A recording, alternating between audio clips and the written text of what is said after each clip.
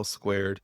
It is combining the head and the heart in how we manage resources, which could be investing, it could be giving, it can be spending even. So any way that we use money, how do we engage our head and our heart? Scripture says, love the Lord your God with all your heart, your mind, your soul, and your strength, right? And the connecting word between all of those is and, not or. Yeah. So how do everything that we do it to the glory of God. Hello, everyone, and welcome to the Christianity Integrated Podcast, a channel which integrates Christian wisdom into everyday life. And today we're joined by Cody Hobelmann, a financial planner and the co-host of the Finish Line podcast. Hi, Cody, and welcome to the podcast. Thanks for having me. Excited to be here. No worries. And do you mind just giving a little introduction about all the different roles and ventures that you have? Yeah, I'd love to. So like you said, I work as a financial planner. That's what I've been doing my entire career. I love building financial plans, working with clients. But about 5 years ago, my oldest brother actually invited me to take a look at what the Bible says about money. And I'm sure we'll dive into it, but we ended up a financial finish line, my wife and I, for ourselves. And that led to the creation of the Finish Line Pledge and the Finish Line podcast, which exists to encourage biblical generosity. So that's an actual organization that we started as a result of our own journey there. And then from there, we started another organization called Compound Impact, which is more focused on refugee housing. And I think that's a good summary of how I spend most of my time these days. Yeah, awesome. Thank you for that. I guess I want to go into them bit by bit. So starting off with the Finish Line podcast, just wanted to know kind of a deeper background into what led you to starting it and why you decided to do this. Yeah, absolutely. So, like I said, my brother had asked me about 5 years ago, how does what you read in the Bible relate to how you deliver advice as a financial planner? And I didn't really have a good answer. I wasn't really sure that I was doing it. And that kind of bothered me because I was going to church every Sunday and reading the Bible, and I just totally missed it. But it's actually everywhere. And so as I started to explore that, there were some certain themes and convictions that I started to build. Things like, it's not really my resources or my life. Like God created me and he has, first say on how I use the things that he's entrusted to me. So as you start to explore that, I realized that I was spending most of the money that I had on my own life, building the things that I wanted, buying the things that I wanted, and I wasn't spending any time asking God how he wanted me to use the resources that he has given me. So that led to what we call a financial finish line, which is really answering the question, how much is enough? So I could imagine, I know how much I earn in a year. How much of that am I spending on myself? And how much of that is available for God to direct how I would use it on others, serving others and building new things like Compound Impact. So we set a financial finish line, and pretty much immediately it changed the way that I saw money and how I was going to use my career. Because I use this analogy, I think it's been helpful for me to look back. And in my career, I felt like I was climbing this staircase that just goes up into the skies and you can't see the top of it. And your job is just to take as many steps as you can as quickly as possible. But when I set a financial finish line, it actually defined where the top of the staircase was. And so I was able to plan and say, oh, you know what? I do have enough. I earn enough for the lifestyle that I live, and there's a little bit of margin there. How would I use that? And that actually created just more capacity for me to give to things that God was leading me to. And that totally transformed the way that I saw my career. It wasn't, I only have so many working years to earn as much as I can. Instead, it was, I'm doing well. I've got what I need, and I actually have growing capacity to enter into other things. And so as a result of that transformation, my brother and I said, we gotta start telling other people about this. Discovered that this was not a new concept. People have been doing this for a long, long time. So Mm. we are just spreading the message that other people have been talking about for some time. But the Finish Line podcast is where we highlight stories of some of those same people. Okay, that's really brilliant and great to hear. I guess just looking at specifically the Finish Line pledge, What are some of the challenges you think that other people could face when trying to commit to this? Yeah, so the finish line pledge is a call to action for somebody who recognizes the same truths that God owns everything, that we are managers of his resources, that he's got a plan for our lives, and the more that we listen to him and ask him for our next steps, then it will direct how we use our lives and our resources. And I think there are a couple different types of obstacles that I faced that other people may face when thinking about answering that question, how much is enough? And some of them are heart issues and some of them are head issues. Yeah. So there's the heart issues, which is really I'm not ready to lay down my plan for my life. And this was my biggest struggle. I spent months reflecting and praying on, I already have it all planned out. I know what I Mm, want. I know what a good life looks like. And mhm. I don't want to put that away and walk away from it because it sounded really attractive. It was something I Yeah. designed for myself. But God had something better for me that I never could have planned or imagined. And as I have realized that, it just reinforces that truth. So there's the heart issue of surrender, but then there's also the head issue. If your heart does desire to live in alignment with God's will, and wealth can be used as a tool, but also can serve as a distraction if we let it become an idol in our life. Um, there's the actual how. What steps would we take? How does it work? What if I have a family? I have other people who depend on me. I've got a Mhm. house. I've got bills I got to pay.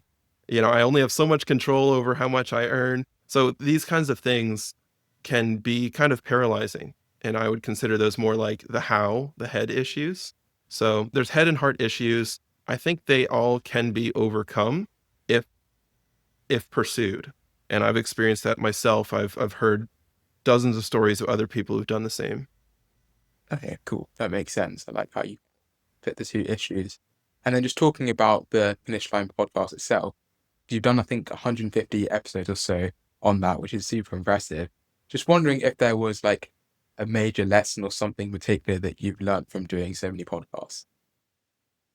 Yeah, I think it's there's a couple things I would share. One is it's an ongoing journey that I didn't get the whole download of the blueprints of how my life would turn out after setting a finish line.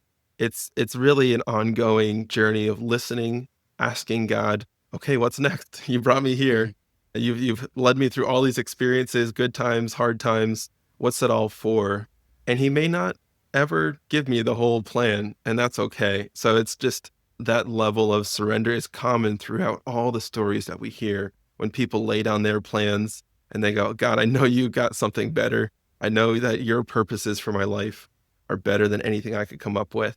So there's a real element of surrender, but also generosity is not just giving money. yeah. I'd say there's a distinction between generosity and giving. Giving can be measured. We can say, I gave this many dollars or pounds this year, and here's on my tax return, you can see how much I gave. But generosity is not something that we can measure so easily. You look at the widow's mite, the story of the widow's mite, Mhm, the poor woman who put her last two copper coins, and Jesus says she gave more than all the Pharisees who gave out of their abundance, right? We don't measure generosity with the same scales that we measure our giving with. mhm. And so it's not a comparative thing. It really is a personal adventure with Jesus to try to become more like him. As we follow him and walk alongside him, he gave his life. I have not done that clearly, Mhm. and I'm talking here, with you today, but we serve an incredibly generous God. We're created in his image, and generosity is our nature.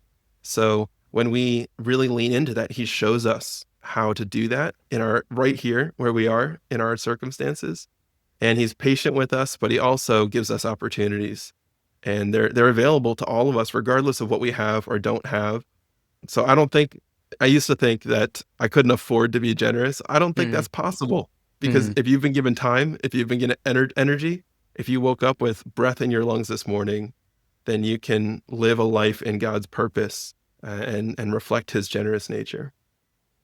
Thank you for sharing that. That's definitely an interesting way of looking at something I haven't thought about myself. But yeah, I'm pretty interested in that. Just moving on to kind of another initiative that you do, one of them is called Compound Impact.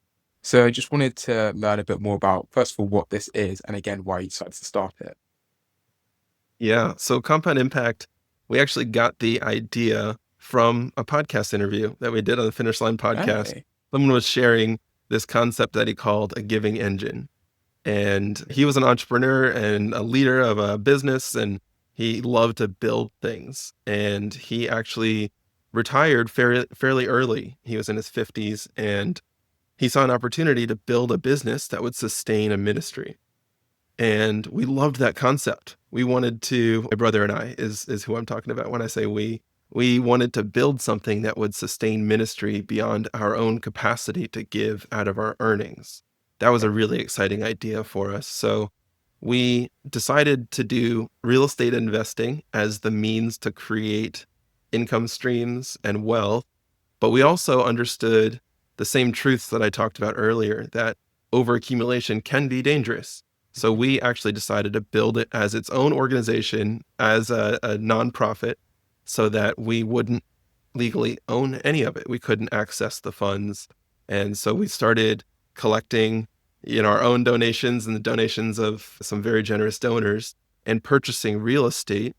And our idea was we'd rent it out and give away the profit to Great Commission organizations across the world, because we were hearing stories of how I can earn money here in the US and then partner with somebody overseas, and those dollars actually have a huge impact when put in the hands of others in a different context. And we were Yeah. very drawn to that idea.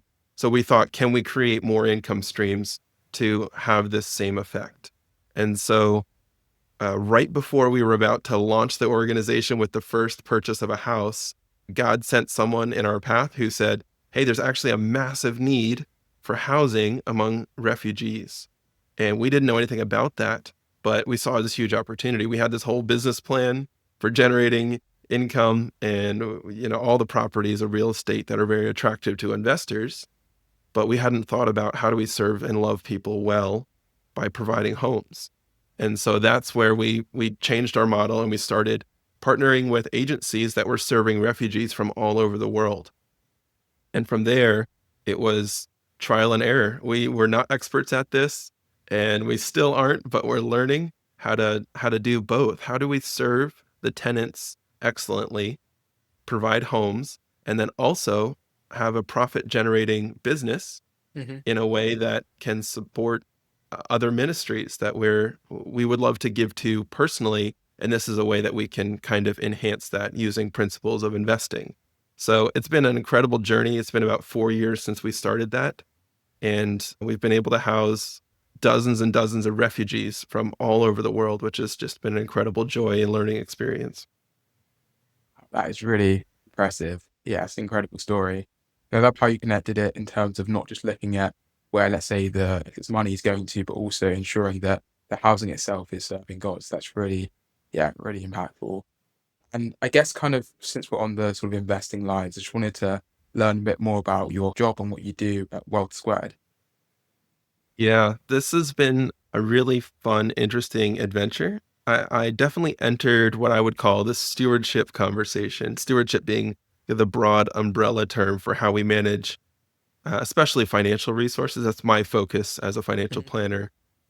But generosity introduced me to a bigger conversation because it's not that common that somebody gives away every single dollar or pound that they earn, right? Mhm. There's a portion that we spend on ourselves, there's a portion that we save for the future, and there's a lot of biblical support that that's a wise thing to do, to plan for the future and to be able to sustain our giving long term and provide for our families. So I do think that is a biblically supported concept, but with that portion that we're saving for the future, there's actually a massive opportunity to invest it from a heart of generosity, to instead of trying to invest in things that take the lowest amount of risk, get the highest amount of return as soon as possible. We can take a look at how would how would I invest if my goal were to serve and love others primarily. Okay. And sometimes we invest over longer time periods. Sometimes we're willing to accept more risk. Other times we're willing to accept a lower return. And I think all of these can be expressions of generosity in the way that we invest. With resources that we've decided we're going to continue to hang on to, we're going to continue stewarding those resources, but I want to put them to work. I want to deploy those in kingdom purposes as well. So it kind of breaks down this wall between my giving is for doing good and my investing is for earning money so that Hmm. I can do more good. And it actually blends it all together. So as a steward, I'm pursuing God's purposes to the best of my ability. There's some real practical limitations, and it's not always simple, but there are an incredible amount of examples of people doing this in real life today. And actually throughout history, we can look at how people used all of their resources and leveraged everything they had for the kingdom. Yeah, that's really great. And I remember earlier we were speaking about kind of giving and investing, and one thing you said was about how sometimes we focus almost exclusively on the heart in terms of giving or generosity, and then with investing exclusively on the head. I'd just like you to, if possible, kind of talk a bit more about that and what you meant by that. Yeah, so this was actually the inspiration behind the name Wealth Squared. So Rachel McDonough is the founder of Wealth Squared, and it is combining the head and the heart in how we manage resources, which could be investing, it could be giving, it can be spending even. So any way that we use money, how do we engage our head and our heart? Scripture says, love the Lord your God with all your heart, your mind, your soul, and your strength, right? And the connecting word between all of those is and, not Hmm. or. Yeah. So how do everything that we do it to the glory of God. So wealth squared is really an expression of how we can try to engage all of ourselves in the decisions that we make and the opportunities that we pursue with our financial resources. And so I think it's not even our fault necessarily. It's just been the pattern that if we want to do good, we give to a nonprofit and they go and do the work. And if we want to make a lot of money, then we build a business. Hmm. That's just been the template for quite some time, I believe. But when you actually see missional businesses that set out to solve a real problem or at least address a problem, and you see businesses that are set up as nonprofits, this is what compound impact really was, is how Hmm. do we use everything that we've learned, so engaging our minds, trying to implement an excellent model to produce profits, and then also serve and love people well throughout that process. That was a template that we found from other people. So I think as this concept of blending the two really becomes more popular, we're going to see more and more opportunities and more ventures that are doing exactly this well, using your heart and your head in our savings, investing, spending, and giving. Okay, I see. That definitely makes sense. I was wondering if you thought there were any other, let's say, big misconceptions about giving and investing. Yeah, I think what I've been learning most recently is it's not that we have to choose. I think sometimes I have had the opinion that I'm a giver, Hmm. and other times I feel like I'm an investor and there's separate activities.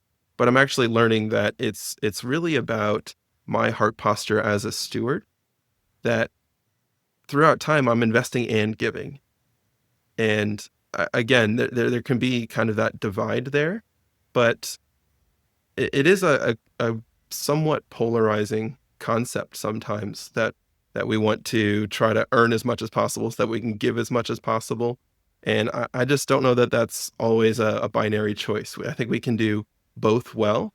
And it really is stemming from this attitude, this condition of our heart towards generosity and loving others. I see. Okay, that's an interesting point. I guess looking at investing sort of more specifically, do you mind explaining more about what biblically responsible investing is, and specifically in the public markets? Yeah. So, about how do we honor God with the ways that we invest in public market securities? There's been a number of companies and individuals who have formed some frameworks for us that I have found very helpful. And one of those I call, or one of those is called Avoid, Embrace, Engage. And these are three different levels that we can think about public market securities, because the nature of public companies, they're owned by shareholders. There's many, many owners, and they all get a vote and a say in the direction of the company, and it's run by a board. So it's sometimes more difficult to make decisions for a large public company than it would be for a small team at a startup. They can quickly take a vote, change the direction of the company if they need to, but large public companies are run differently. So when we think about avoid, it's trying to answer the question, how does this company earn money? What are the activities being done? What are the effects on people? And to some extent, there are companies that in the process of earning profits, they are taking advantage of people. And that is not honoring to God, in my opinion. There's plenty of activities. There's all kinds of things that are distributed, sold. I mean, even think about high interest lending.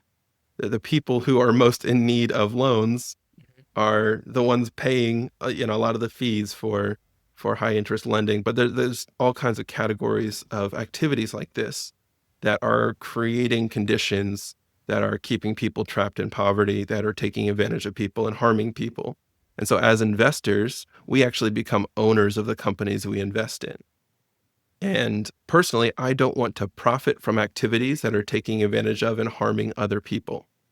So I actually want to move away from those companies, which there's no perfect companies, right? Hmm. Every company is in the world, and we're called to be in the world and not of the world. But to the best of our ability, we want to move away from companies that are clearly violating biblical principles in how they operate and how they create a workplace culture. So all kinds of layers to that, but embrace is really the flip side of that. What are the companies that are really setting out to make a positive impact? Some companies use the phrase contributing to human flourishing. I think that really succinctly sums up. Some companies really just do set out to create good goods and good services. And how can we move towards those companies and show our support through our investing? Because investing is the fuel that helps to build and scale companies. And so we can participate in that. And then engage is really about shareholder engagement, because when we become shareholders, we do get a seat at the table. Now, it might be a very small seat off in the corner, but we actually get a voice and we can exercise that voice. And when done together in unity, the voice becomes louder. It becomes like a chorus, and we can say, hey, I know we're kind of deciding whether we're going to move this direction or that direction, but as owners of the company, we'd really like to see, this direction pursued. And so that's what the shareholder engagement portion looks like in public market securities. Okay, cool. And then looking at private markets in particular, what are the ways to have a positive impact or kind of impact investing in those sort of spaces? Yeah. So private market is, like I said earlier, there's a little more flexibility in how decisions are made. So you can form a company doing really anything. And as long as you have someone paying for the services or the goods that you provide, you can sustain that business if you run it well. So when you start a privately held company, you can set out to solve very, very specific problems. And there's a growing number of opportunities that as investors, we can engage with companies that are taking on really big, serious problems. Like there's several companies that exist to try to prevent and to try to take the legs out of the human trafficking economy, Okay. because the nature of taking advantage of people and their labor and all kinds of horrific activities going on that are trapping people in essentially slavery. There are companies that are aimed at preventing that and shutting down that whole industry, which is exciting, but it's a real darkness that exists here on Earth. And I don't know that a publicly held company is always the best vehicle Okay. to try to address a very specific problem with a strong conviction, often from a biblical standpoint. So sometimes the structure of having a privately held company just allows more control and less influence from, hundreds of thousands or millions of shareholders. It can be really complex to try to navigate really specific circumstances. So as investors, it's often a higher threshold. So it's for investors with more money accumulated, often because there's high minimums. There's all kinds of reasons for that. But for those who have been saving throughout their lives and they want to put their money to work, taking on some of the biggest issues in the world and promoting some really exciting ways to spread the gospel through real estate and property management. And there's some really cool examples of this. We can actually do that in a very targeted, specific way that often can align with our calling that God has given us in our lives. And there's ministries that will do the same thing, but we partner with businesses and ministries because I think certain problems may be better addressed through business and investing, and Hmm. certain problems may be better addressed through our giving. So I'll give you an example. Compound impact, if it were purely all the dollars that we received, we then spent, then we wouldn't be able to continue operating the rental properties. But because it generates a profit, it actually sustains itself and allows us to multiply the impact. But something like evangelism, it's hard to profit off of that if possible at all. So we gladly give to church planting and evangelism and Bible translation because those activities, when we give them the freedom to spend dollars as they feel fit, it's often the most effective way to make a difference today. I see. Yeah, that actually covered the misconception that I had previously. It's more about using the right vehicle to serve God in that way, as you mentioned with the evangelism example and also the housing. So I really like how you broke that down. And then looking more holistically at your role, what would you say is your favorite aspect of being a values-based financial planner? Yeah, so this became really important over the last several years because I realized that the world will give us our values if we don't define them for ourselves. Okay. And so there's a lot of assumptions made as you're training to become a financial advisor at most firms, most certifications that you take. There's an underlying assumption that what's best for people is always making as much money as possible, as soon as Hmm. possible, taking the least amount of risk as possible. Okay. But if you spend time asking God what he would have you do, he often leads us on journeys where we blow all that up. And sometimes we make a lot less money. Sometimes we take a lot more risk without any certainty of anything turning out. So it really needs to be contextualized by each individual. Okay. What are your values? What are shared values? And what is God's purpose for your life? So instead of just saying, well, I feel like I'm supposed to retire by 65 because that's what everyone else does. Hmm. That's not the same as what is God leading you to do and how can you leverage everything about your life, especially your financial resources, to support and promote that purpose that you've been given. And that leads people on all kinds of exciting journeys and paths. And sometimes they're very uncertain. And so the more you talk about it, you can contextualize a financial plan and the way that you invest to support it. Okay, that makes sense.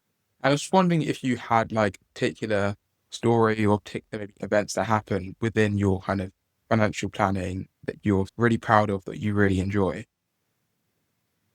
I'll give you an example of someone I worked with kind of early in my career as I was exploring because I think illustrates this difference between financial planning with these assumptions and then values-based financial planning.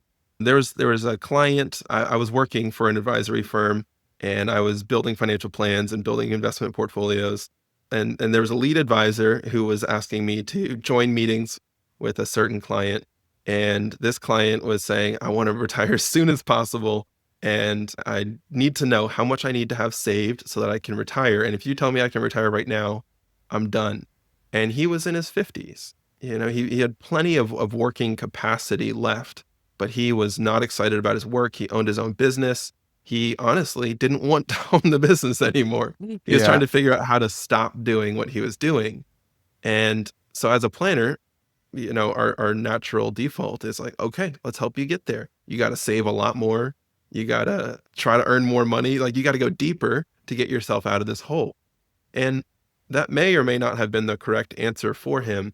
But over time, as we built more trust, I started to ask more questions like, if you weren't operating this business, what would you do instead? And it took him a while to come up with an answer because I don't think he ever thought about it. Mm.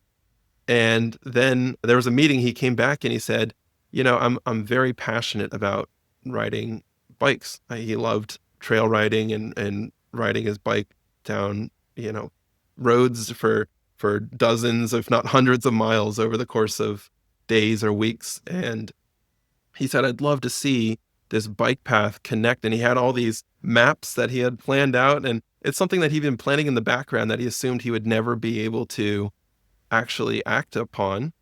But he was dreaming in front of me and saying, well, if I knew I had enough money and I knew that, I could hand off the business or sell it, then this is what I'd pour myself into. I'd use everything that I've learned in my business to try to create this for the community that I'm in.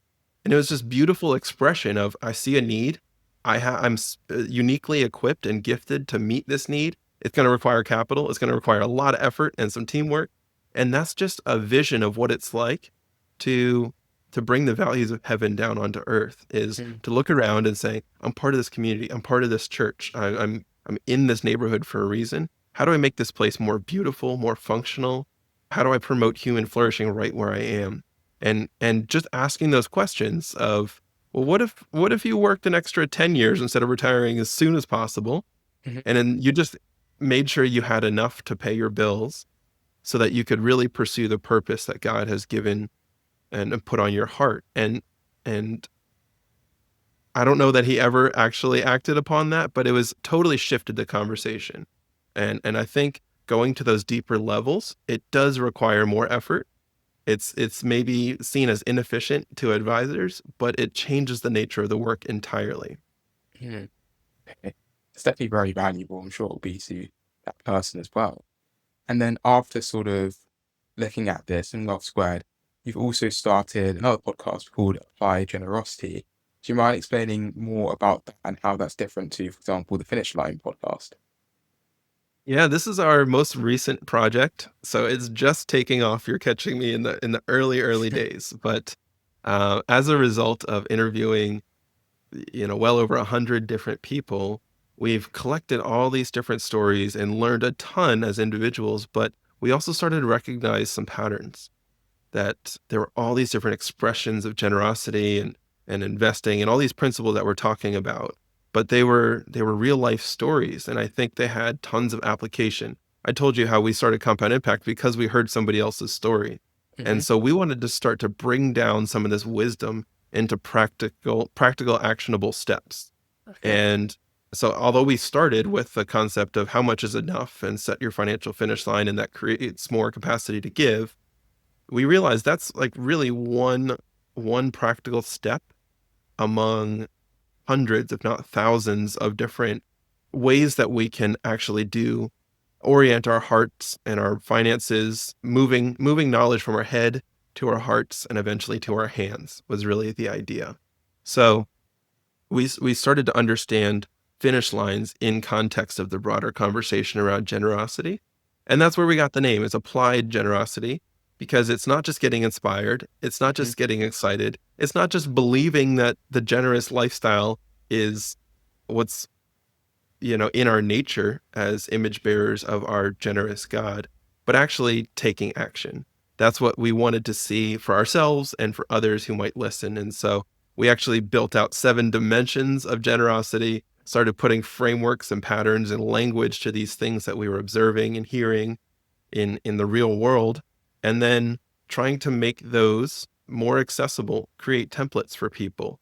And so we've been launching different materials. We've been leading people through classes to unpack some of this in community. And then we launched the Applied Generosity podcast to do a lot of the teaching, to start to make this content freely available for people to interact with. Okay, cool. That makes sense. I remember you saying that this has been one of the more successful ventures that you started. I was just wondering if you thought there was a particular reason for this, or what is it about applied generosity that you think that resonates so much with others? Well, I believe that it's not our idea. It's not something that we're promoting because we're trying to build something. It really feels like because we didn't have to do any of it at all. We felt like it would be a gift to the communities that we're in to try to share some of the wisdom that God has given us. Okay. And as we've lived it out and seen much of it to be true, and then also heard from all these stories of people who are living these incredible lives that I'm going, how did you how did you have that idea? How did you get there? We just ask Mm, those questions, and then you go, oh, this is available to anyone. This isn't because you're so different from me or because there's something special about you that is not true about me, but hmm instead that God is unlimited. And when we partner with him and we let him work through us, anything is possible. That is an exciting idea, and it's an invitation to let's pursue that above everything else, and spend more time listening for what God might have us do than asking him to bless our plans. see. And so when we take that to the level of how do we actually go about doing that? How do we understand our purpose? And then how do we start to take steps in that direction? And then how do we mobilize and make available all of ourselves? How do we fully pursue surrender in the way that we live our lives? It suddenly becomes a very incredible invitation opportunity into a totally different type of a life. And I think that's why, even in the early days, it's starting to strike a chord with people because they know that that's true. Mm, And we're just trying to once again take it from the heart to the hands. Okay, how do we respond? How do we actually start to think about partnering with ministries? How do we start to think about investing in companies that are all supporting, this bringing heaven's culture down onto earth? okay, that makes sense. And then looking at it from just your perspective in particular, what attracts you so much to, let's say, generosity compared to other areas of finance? I think it is the most fun way that I can think of to use money. And Okay. I do like supporting, local businesses and seeing when you purchase something, it's meaningful, like it's helping to feed families and create business and create opportunities and jobs. But to me, there's just nothing that compares to giving. When you Mm, give, it creates joy. Scripture says that it's more blessed to give than to receive. I think there's a lot behind that statement. hmm It's not just like, "Oh, I feel a little better." Like, it does create joy, but it helps you partner. It helps you build meaningful relationships. It helps you step into work and understand problems in a new light. It helps you not spend all of your time focused on yourself I and your see. own needs, because we do have needs, but we also have an incredible Father and provider who faithfully meets those needs. And so our faith is built through the provision for our own needs. And I think in many cases, God has used the generosity of others to meet needs for me. And hmm so to partner with him in that way it just feels like doing what I was designed to do. And I don't think this is specific to people who have the spiritual gift of giving. I think it is in our nature hmm to give and make available what we have for others. But the the the different expressions that this can show up in, because I think creating jobs for somebody is an incredible expression of generosity. Yeah. It doesn't have to be, "I'm gonna hand you money," hmm but how do you make yourself interruptible? How do you give someone your attention who really needs it? How do you take time out of your day to pray for somebody that just popped into your head? These are all ways that we get to just live into generosity, and you start to develop an abundance mindset that I have enough, I've always had enough, and not everything that's been given to me is for my own consumption. It's truly a transformational, life-changing realization, but it's best experienced through our response. I see. So it's like an inherent relatability to other people. And also, it's not, as you said earlier, just financial, which I really like how you, first of all, said how it's not necessarily giving money to other people. It could be giving someone a job, but also how there can be other resources that we use. So that's nice that you put it in a more holistic sort of manner. I guess just looking at the Bible in particular, I was wondering if you had a favorite Bible verse or story in relation to generosity. Well, this is actually a very, very common theme. It shows up all throughout the Old and New Testament, Hmm. especially in a lot of the teachings of Jesus. Like Hmm. Matthew 6 is a great chapter to illustrate some of this. I would say the whole book of Proverbs, Yeah. it's about wisdom. There's a Hmm. lot about how we manage financial resources in there. So when I read all of this, I read it as this is important to God, like what we do with the things that He's entrusted to us. And Scripture says we're going to give an account for it someday, how we use our lives. And Hmm. money's part of our lives. That's just the nature of it. But I think to answer your question, well, one of my favorites, because it is so clear, would be Matthew 6:24, which says, "You cannot serve two masters, for you will be devoted to the one and despise the other, or you will hate the one and love the other." And that's really talking about you cannot serve God and money. And it's just so abundantly clear to me Hmm. that money and in some translations mammon is competing with God for our hearts. Hmm. And so it's not that money is evil, but when we let our hearts aim for the things that money promises us, the lies that mammon tells us, that it will help us to be secure, it'll help us to control, it'll help us to avoid things that are uncomfortable. I don't know that that's evidential of God's love for us to have a life of comfort and full security without having to take any risks. I Hmm. think it can actually really distract us from understanding and hearing God's plan for our lives. So that Matthew 6:24 is just so black and white clear to me that I think it's become one of my favorites, even though it was a hard truth when I first read it. Yeah. I like that. I like that. That's a good example. And I guess looking more at a holistic perspective, if you could go back, what's something you would tell your younger self in relation to financial planning or generosity in general? Yeah, I think it took me a while to realize this, but I am definitely not the only advisor who has gone through this mental exercise. But I started out in financial planning because I saw it as a way that I could earn a ton of money Hmm. and help other people earn a ton of money in the process. Yeah. But once I realized that helping people get really wealthy may not in every case be the best thing for them, I Hmm. had this like crisis of, am I in the wrong career? Some people say, am I just helping really rich people get richer? Yeah. And sometimes that is the result of effective financial planning. But when we go back to that conversation of what would God lead you to do, some people are called to build really successful businesses.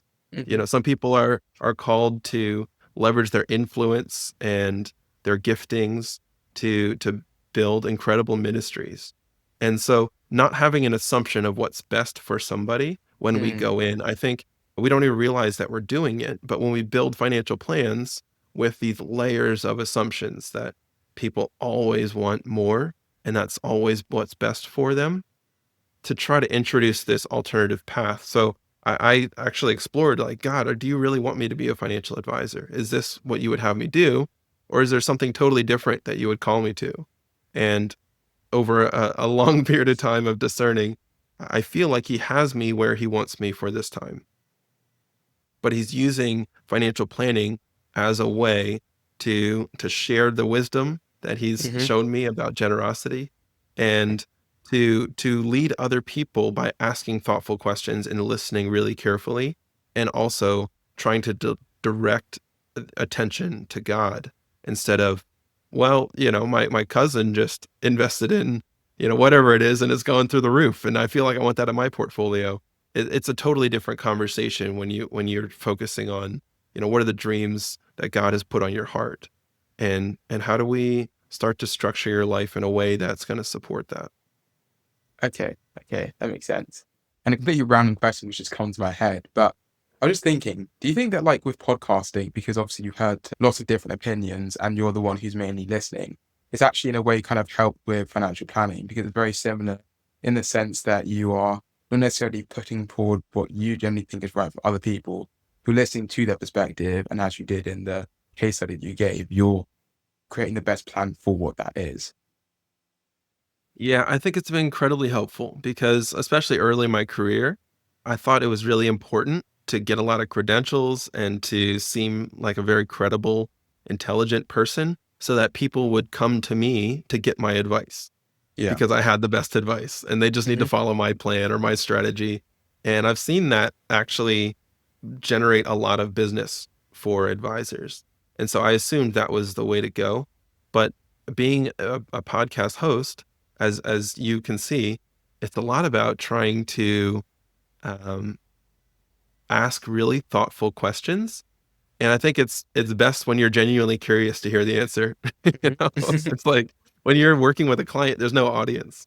You're Hmm. not recording it and posting it anywhere. So it is different, but I think that that skill of listening and not just to generate business, but listening because you're genuinely curious to hear the answer and then asking the right questions. That leads to deeper relationship and trust because people can feel that. It's really hard to fake it. So there's an authenticity that comes with tell me about your life. Tell me about your experiences with money. What are the things that create fear for you? Like these are really deep, vulnerable questions to ask. And you learn how to create a safe environment for people to unpack that.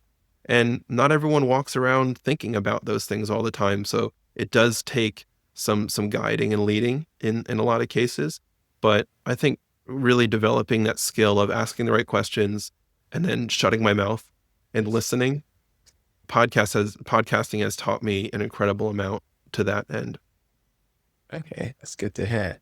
And just looking at sort of your future plans that you've already got quite a lot of ventures that you're doing, do you have any other things you're thinking about in terms of generosity and investing or anything else?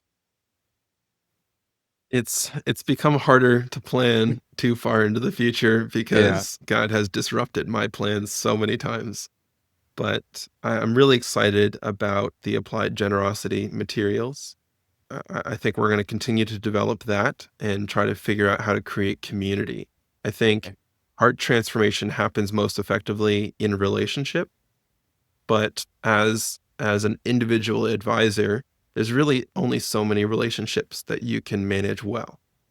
You can invest a ton of assets across a bunch of households, but to have that deeper level relationship, it does consume time, and Yeah. we are limited in our nature. So we have limited time, limited attention. We can't be best friends with everyone we meet.